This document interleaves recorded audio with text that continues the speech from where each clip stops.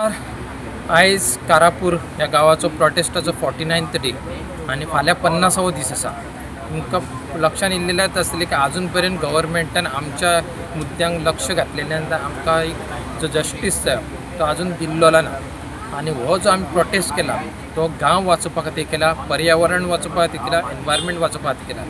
So सगळ्यांक हांव appeal करता, सगळे आमचे ओपोजिशन लिडर्स आसा, all political parties including BJP members also can join us to protect our Goa. Even all social activists, लहान भुरगे ते व्हडले जाणटे नेणटे सगळ्यांक हांव अपील करता की मोठ्या संख्येन कारापूर गांवांत येया तुमी आणि आमकां फाल्यां 11 वाजता फाल्यां सकाळीं 11 वाजता आमकां येवन आमकां मोठ्या संख्येन आमकां सपोर्ट करा. आणि हो गोवा वाचोवपा खातीर ही लढाई आसा.